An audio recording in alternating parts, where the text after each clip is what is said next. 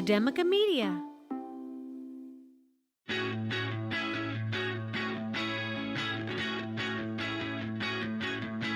From Academica Media Studios in Miami, Florida, it's Big Ideas in Education, a weekly recap of inspiration and innovation in your schools. Welcome to the show, everybody. I'm Ryan Kairalla.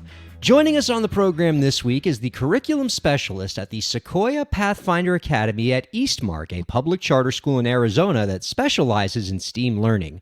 Recently, our guest began implementing the WordFlight program on her campus to support her students academically and grow their foundational reading skills. You can find out more about our guest's work by visiting eastmark.sequoiapathfinder.org and wordflight.com. We are happy to welcome Lyn Wetzel onto Big Ideas in Education. Hi, Lyn. Hi, it's great to be here today. Great to have you here. What an honor to be talking to a 10-year veteran at Sequoia Pathfinder Academy. I love the longtime charter school mainstays. Those people make me smile. Love to have you part of that very important movement in public education. Why don't you tell us a little bit about your school and what makes it so special? Well, we are a really small charter school, actually. We have two of each classes, K-6. So we have just two of each grade level, which is unusual in this area. Most schools in this area are over 1,000 kids at each elementary school. And so we wanted to be a smaller school, like a neighborhood school. So you're small by design. You're Right. The ambitions for the school are not necessarily to be as big as some of the other schools on campus. You want that kind of small, intimate feel for your community. Right. In our walls is carved out where every child is known. So that's really important to us. If you're in a big school that has over 1,000 kids, you're not going to know every kid. But I can honestly say that I know every kid on campus. I love that kind of stuff. And that must really resonate with your parent community, right? They must really love knowing that your kid's on a first name basis with every single staff member on campus. And you probably know every parent by name too at this point. Yes. Yeah. I love that. What I also love about your school is, from what I've been researching about it, I kind of see these two different learning paths and learning missions happen at the same time. A lot of your work on campus, I know, focuses on building the foundational reading skills of your students. But I also know that your school has a big focus on STEAM learning. And I'm wondering, how do these two goals interact and intersect on your campus? It's complicated. I imagine. We also have a Spanish focus. So all of our kids actually has some sort of Spanish class each day. But for STEAM, one of the things that we do is we try to include it in our specials. We actually offer 6 different specials throughout the week. We have art and music. We offer a Lego special. Yeah, forgive me. What do you mean when you say specials in this context? Art would be a special class. Okay. PE would be a special. Does that make sense? Oh, outside of like the main content areas. Right. Okay. Yes. So they have, what did I say? Art, PE, music, Legos, which is part of our engineering curriculum. And then we also have Spanish. And then we also team with the Arizona Science Center, and they come out twice a month and see each class for an hour and 15 minutes. And they bring out their curriculum called Science on Wheels. I got to know about this because I love science and I love anything that can be on wheels. If I'm walking into a classroom at your school, what does Science on Wheels look like? So they have teachers from the Arizona Science Center come out, and they do a bunch of different things. I know that one year they brought out, I think they were like little sharks, and the older kids dissected these little tiny sharks.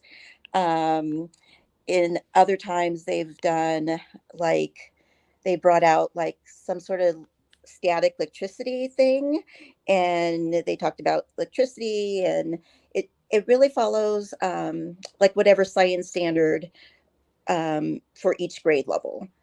Wow. I'm pretty blown away by the fact that your school has this very broad based, very comprehensive STEAM program, but is also still able to maintain its small, intimate size. When I think of schools and when I've come across schools that have vibrant STEAM programs, they tend to be larger in size, right? Because Right. a lot of the things that you need to build a STEAM program, you need infrastructure, you need labs, you need a lot of things that tend to cater more to larger campuses. So, how are you able to have this robust STEAM program while still being able to keep the neighborhood school feel of your school? Well, we're kind of, how do I explain? We like our campus is was built to be a certain size, and we really don't have any room to grow. So we don't, I mean, we don't have the space to add on a classroom or another building. So we do have to stay small, but that was our point of our building, is the way it was built, that this is how many classrooms we have, and that's what we're going to use them for. And we're not going to get bigger than what we're able to hold.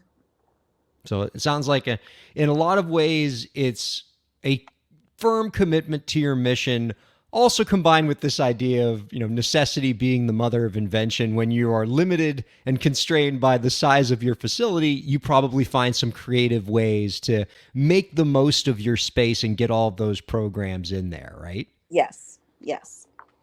I can certainly appreciate that. Let's talk a bit about what you're doing on the reading side, because I think you got some cool programs going on. Recently, your school started participating in the Fluency Innovator Grant Program and implemented the WordFlight program. Can you talk a little bit about those initiatives? Yeah. So last year, I part of my job is try I try to stay up to date, like on new technologies, new interventions for our students. Um, we do have, a good amount of fluent readers, but there was like in our testing, we weren't seeing the results. So I'm just like, how can we have fluent, pretty fluent readers, and then have areas where we're not testing well, not scoring well? And so, and it's, you know, and so I'm just like, maybe I'm missing something. And so I was just looking through um, online new reading programs, or new interventions, and WordFlight came up, and they were doing a grant, and so I applied for the grant. Wow, and talk to us about that process, because it sounds like when you're talking about a small school, budgets are often can get constrained and tight, and you have to find creative ways to fund things. What was it like going through that grant process? I mean, every charter school veteran has had to apply for a grant from time to time. It was pretty easy. I think the biggest thing was that they did ask was, what are you going to do to make sure that it gets implemented? Because you can't, I mean, they could give it to you, but they want the data so that they can Hmm. see how their program's doing. And if you don't have a set way to implement your program, um, and then I think, at least that's how I felt, that I think I gave a firm reason of how I was going to implement the program.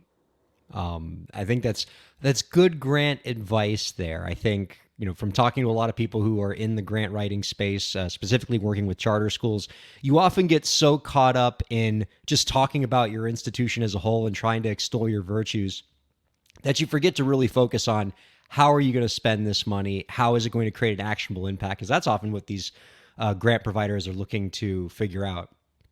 Right. Now, pardon me.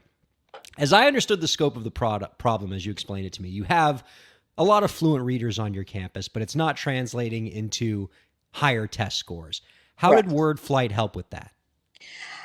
Well, one of the biggest things that I saw after we started kind of in February of last year, And the things that I saw was that we were definitely missing some foundational skills. And it was very interesting because we didn't have a single fourth grader, um, even though they were fluent readers. You know, they could read anything you put in front of them, right?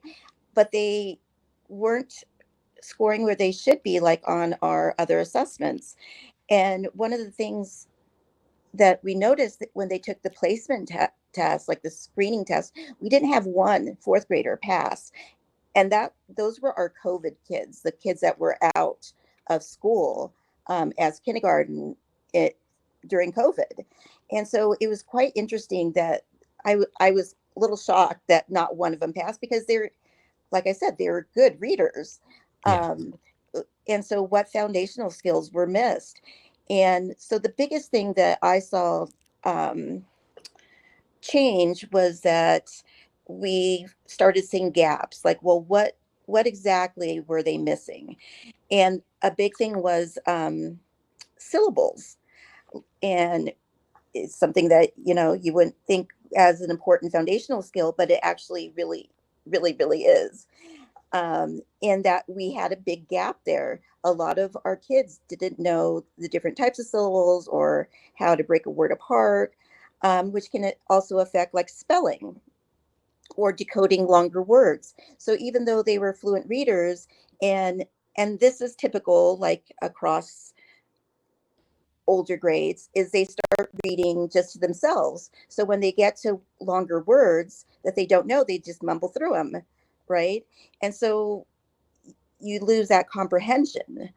And that's the big thing that we are working on this year, is how can we work more in small groups so that we are listening to all readers, even though they're showing that they're fluent, so that we are catching those vocabulary, catching words that are longer that the student can't decode because it's multisyllable.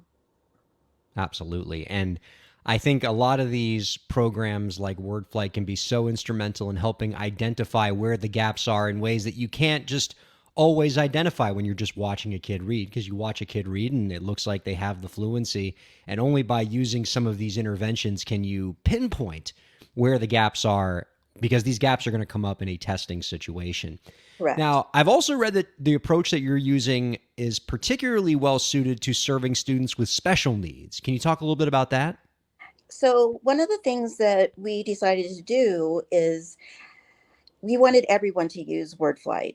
So we actually had our sped kids actually use WordFlight in the classroom, so that they didn't feel, because they already pulled out for their service minutes, but I didn't want them to think that they were doing something that not everyone was doing, because I think sometimes they feel that way. They're like, why do I have to do Sure. this? These other people aren't doing it.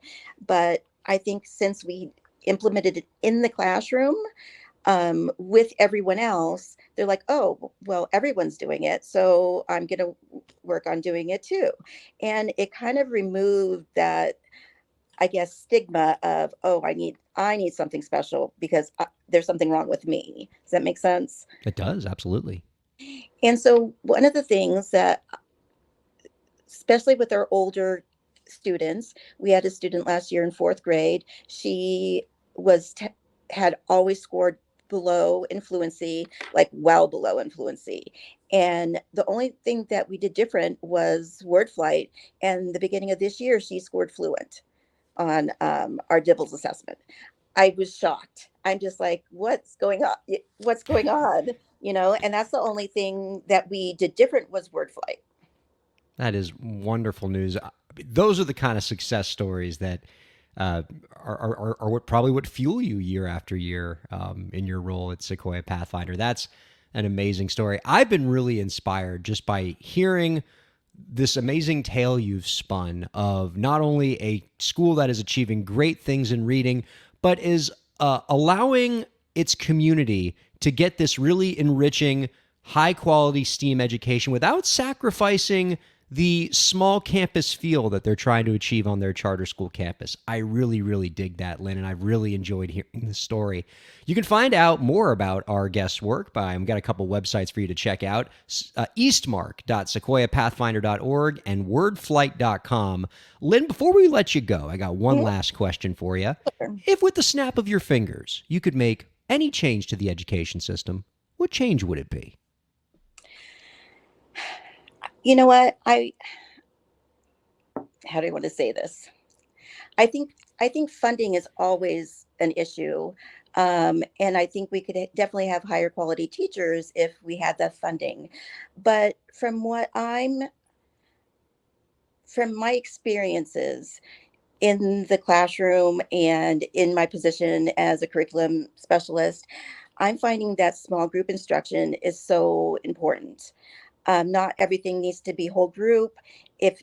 Think about all the kids that just sit there and the same kids answer the same, are the ones that are raising their hand to answer the questions.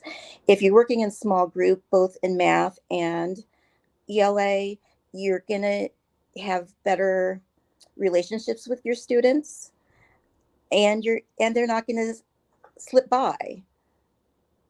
And so I would encourage people to really focus on small group or individual instruction for students. Oh my gosh, particularly in the reading space.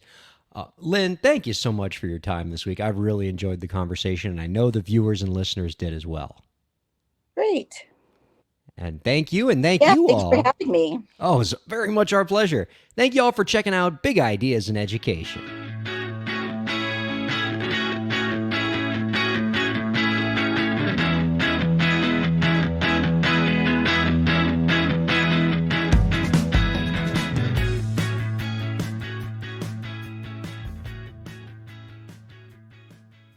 The views expressed on the preceding program have been those of the hosts and guests and do not necessarily reflect the views of Academica, its clients, staff, affiliates, or advertisers.